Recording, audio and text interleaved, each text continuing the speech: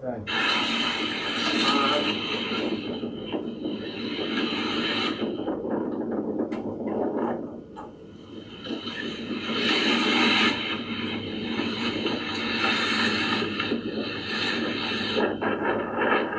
So we had little choice really but to tack out, turn and tack back in.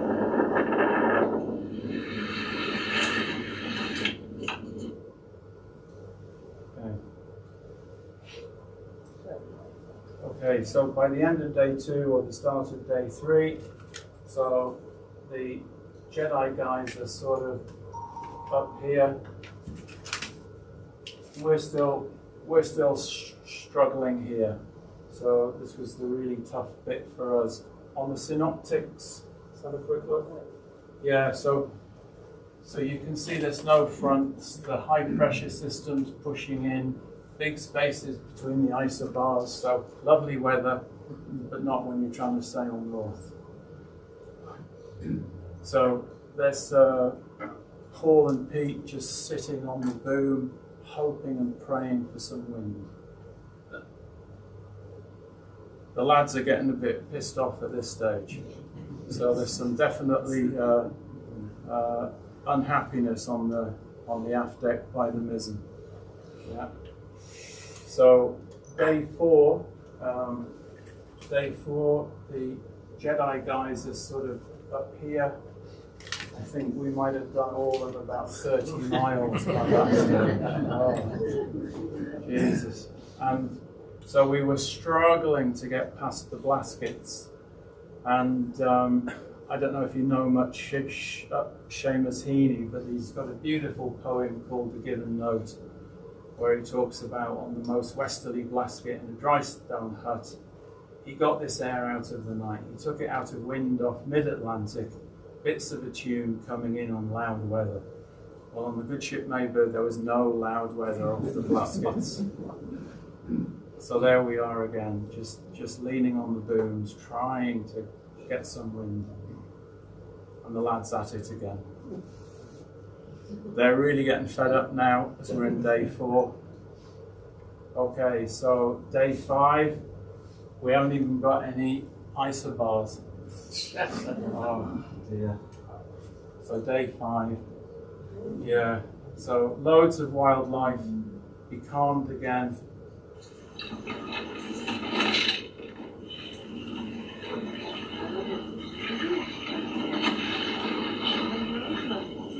Unbelievable weather off the west coast because you're supposed to have this strong southwesterly, broad reach all the way up.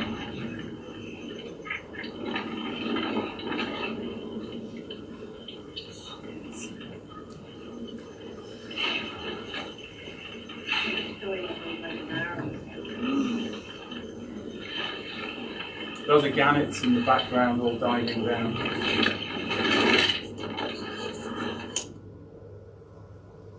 Yeah, lots of dolphins, pinky whales, but I don't think we were able to film them.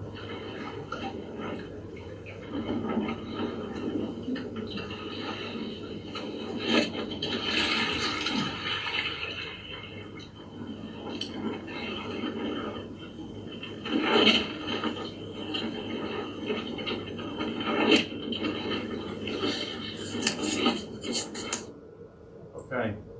They're really getting hacked off now. They really are. So we're on to day 6. Well, then we're still sort of somewhere down here. So day 6, cold front coming in, but still big spaces between the isobars. But day 6, our fortune started to change. So you can see the cirrus clouds there, so a bit of lower pressure coming in, so we did actually get some wind. So we're heading up sort of west of the Arrans at this stage.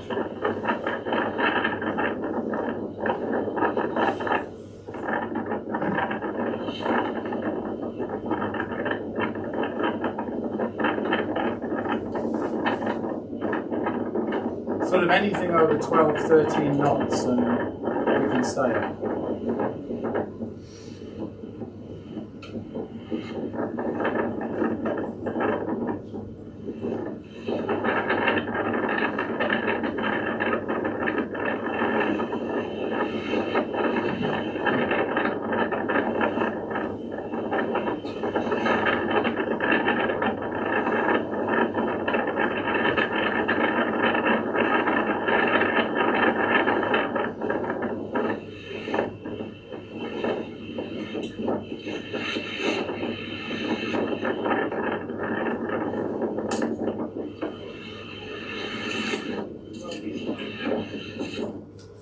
sorry, so by the end of day 6, I forgot to move it, these guys have finished. So they finished on day 6, so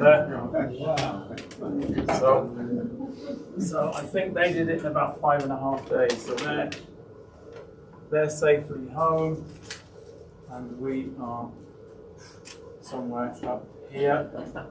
Okay, but things improved. Yeah, we just put the night night bid in. Yeah. Okay, so everybody's happy aboard now because we're actually moving, and we went past Slime Head, so we knew we're over halfway. Okay, so yeah, they're all happy. Pete's happy. That's Owen. That's his happy face. Michael's happy. Great stuff.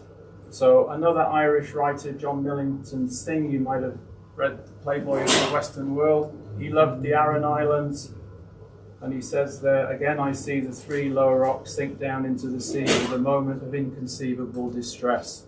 There was no inconceivable distress aboard Maybird. We were quite happy to leave the Aran Islands just way astern. So, day 7, again, more high pressure, but there's an occluded front here, but we were able to get a bit more wind on day 7. So we're heading up now towards Bloody Foreland, Gola, Tory Island up there. Yeah, we had to give a nod to Yates, who obviously spent most of his time in Sligo, but we just shot past Sligo up Donegal Bay. Okay. So this is getting worrying because we've eaten all of the pre-prepared dinners at this stage. So we're now checking out the cans. So it's the dreaded sort of 6 cans of Irish stew, or the dreaded pasta, sweet corn and tuna. So that's what we were looking at for the next couple of days. I just put this in there because it's great, isn't it, when you can actually move to another chart in the chart table. So this one, Donegal Bay to Rathlin Island. So by that stage, we're trying to work out the tides to get us through the North Channel and pick up the Rathlin Express. So we're somewhere up here by this stage. Okay, so day 8, still loads of high pressure.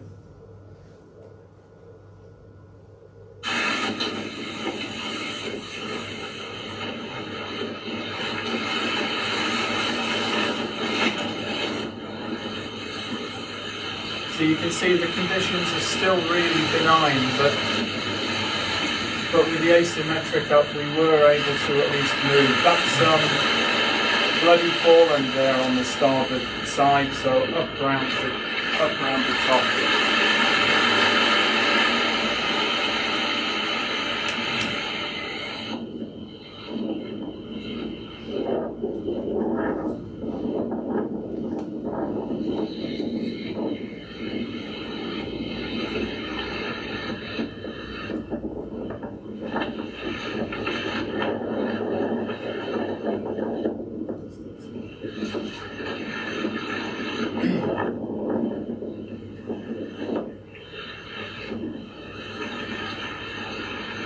Now we're doing a bit of navigation.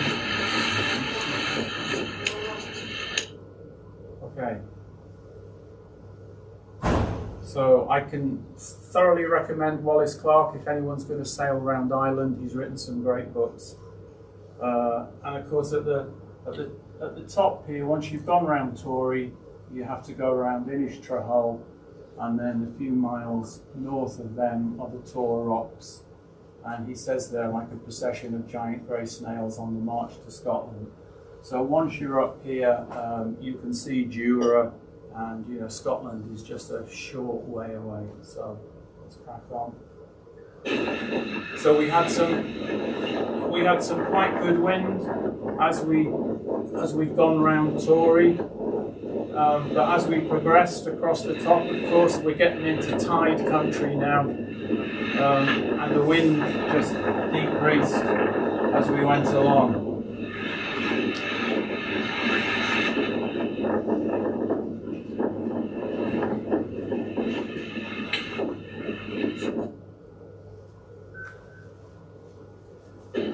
Yeah, you see the wind's really decreased now, so we're sort of somewhere around by Port Rush. I think I must have reworked the rattling tides, I don't know how many times, you know, because I was thinking, Jesus, we must be able to get there by this time. And then, of course, we just weren't. Yeah.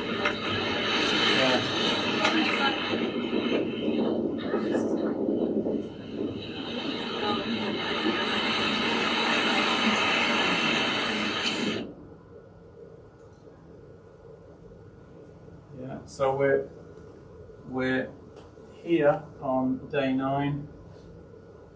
So again, although there is a front on its way in. Okay. So then, just to top it all, we can see Rathlin, we can see Salvation, fog. So we becalmed and we run into fog. So that was our final Samuel Beckett moment, wasn't it? Oh. Let's keep going.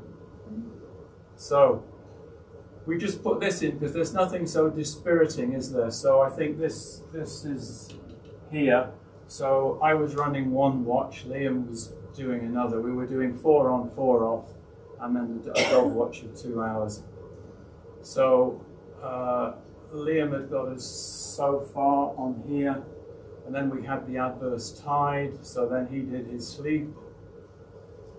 There he is. And then when he came back, we were in exactly the same position. Yeah. Okay, so day 10. So by day 10, we're here. So we're just off Strangford. By the time we did get outside Rathlin, I think it was 2 o'clock in the morning, so we then had 7 hours of south-going tide, so it was marvellous. So that just whooshed us down the North Channel, and we had some north in the wind, so that was great. And we could see on the forecast, so on the earlier one, so we knew that there was a front coming in, so we knew we had some good weather to hopefully push us down to Wicklow, and then we knew that if we didn't make the most of that weather, it was all going to be calm again.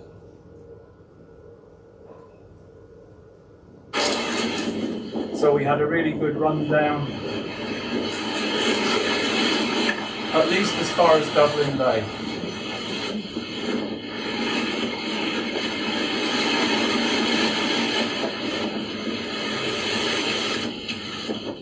So we had something like, I think 20 knots, getting up to 24. I think the tide's more or less with us at this stage, so it's relatively flat water. Okay.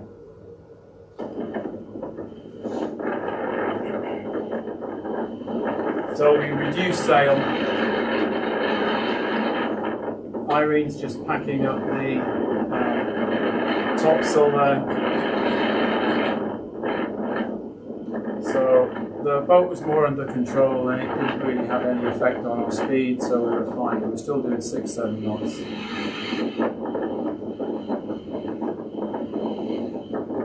The Jedi crew had been in the office for 2 days working by this stage.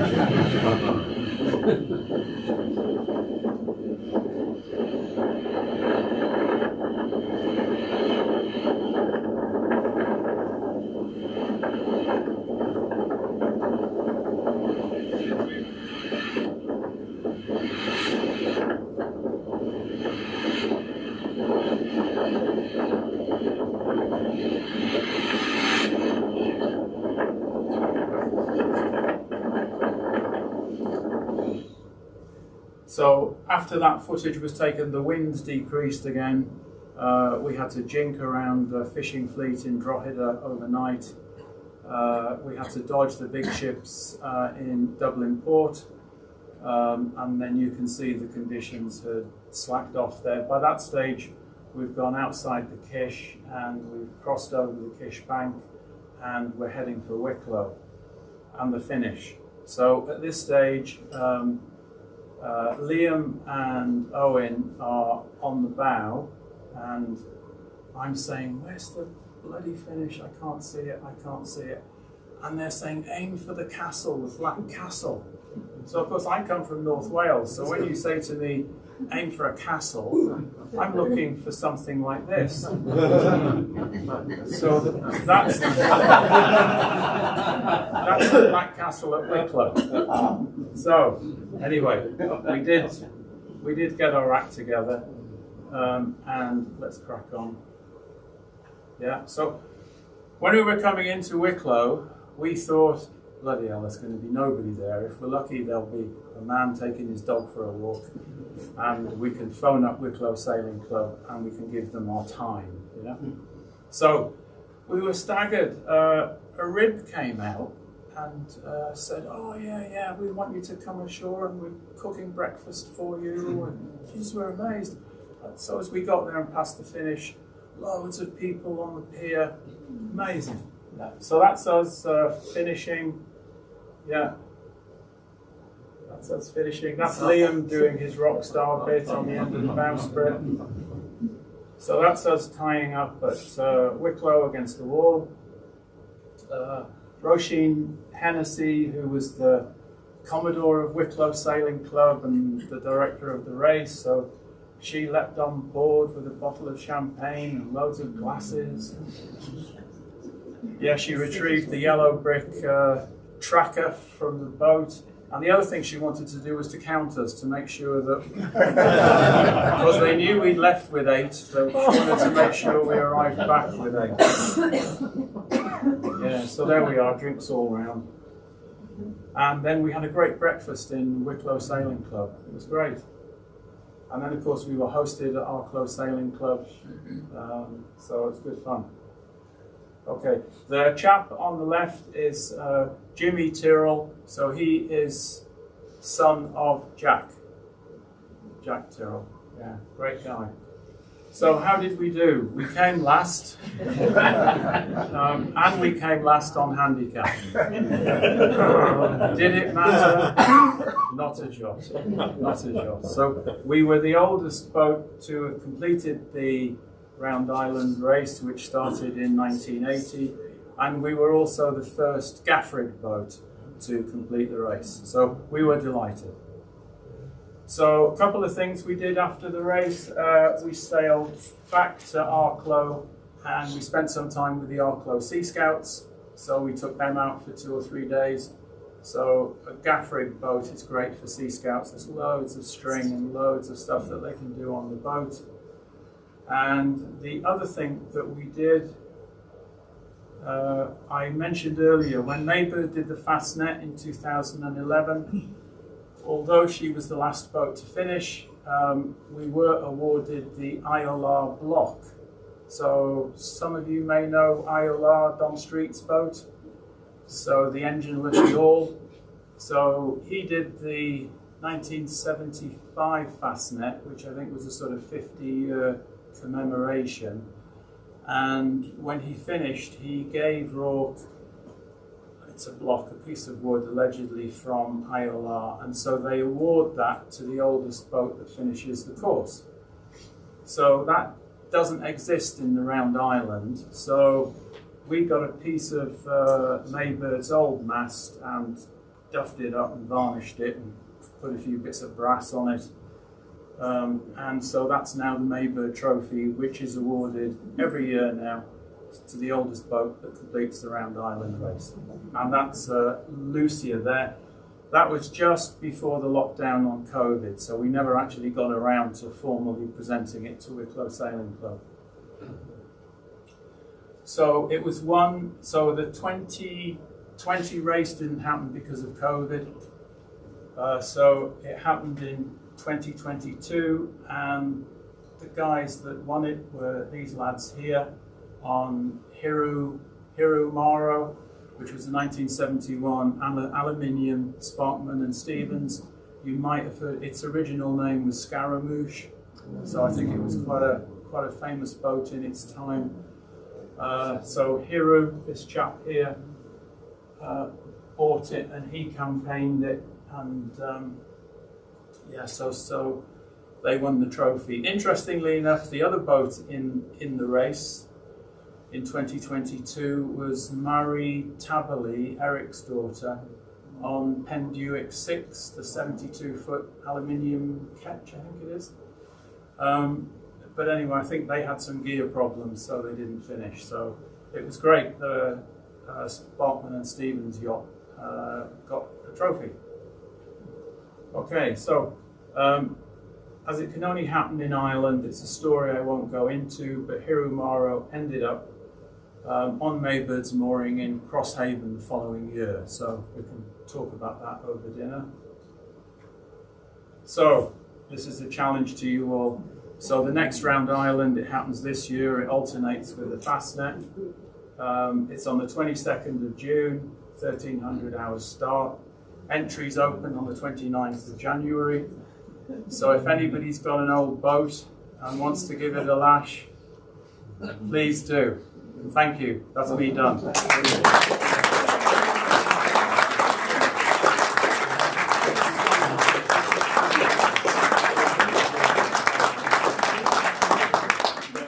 So I don't know if you want to do questions or if you want to go to dinner or. Perhaps we can take just a couple of questions down. Yeah, if that's okay, but we probably shouldn't take too long, otherwise we'll be told off by the chef. Okay. I'd just like to thank Darryl for a fantastic presentation and some really, vivid images and obligatory references as well. We should make those obligatory for future talks. Are there any quick questions before we go to dinner? Would you do it again? Yeah, I would.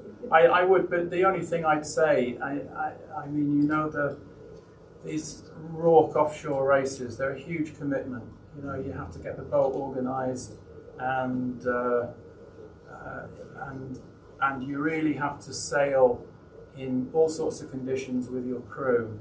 You know, to be sure that they can cope and they can put up with it. So it's a huge commitment. Yeah. But I'd have no problem in doing it again. I'm not sure if Nolene would, but yeah. Maybe. Yeah. Thank you. Really enjoyed it. Could you just say what the total distance was that you sailed? Oh, that we sailed. Well, oh yeah. I think well, I didn't say you, but what would other people say? I think. Well, the Rourke thing. It's the second most longest race that Rourke do. So they have it down as 704 nautical miles. I think the Fastnet's about 680, is it? Something like that. So I think on our log, I think with all of this lot and tacking back and forth, we were up at about 870 odd. You know, I mean, we did miles up here, but not enough in a northerly direction. Yeah, but good fun. Yeah. I think you'd rather be there than in an office for 2 days. Yeah, I agree. One last question before we go to dinner, if there is anybody. Oh, can I have my life jacket lights back, please? Thank you. Good man. If not, then I'd just like to thank you again. It was a great talk, and it certainly inspired me to actually have a go at sailing around Ireland. Perhaps not racing around, but I've long wanted to sail around Ireland. I've only got as far as Cork and Kinsale along the south coast, and done bits of the east coast, but never really done the west coast. And the west coast looks this is the west. This is really interesting. And I'm told the great advantage of Ireland versus the west coast of Scotland is there are no midges, which it's definitely an advantage. Anyway, thanks again. Right.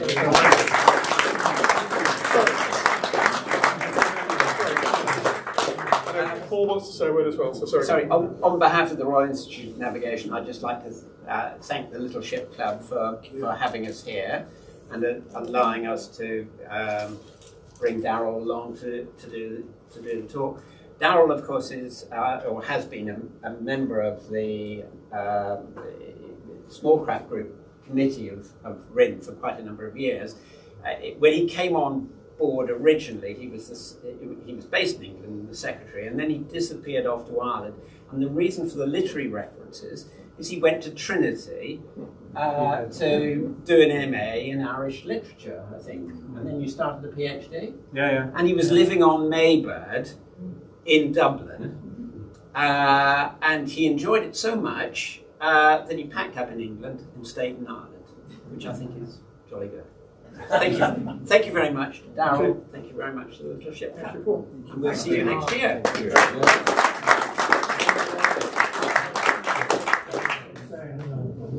Excellent.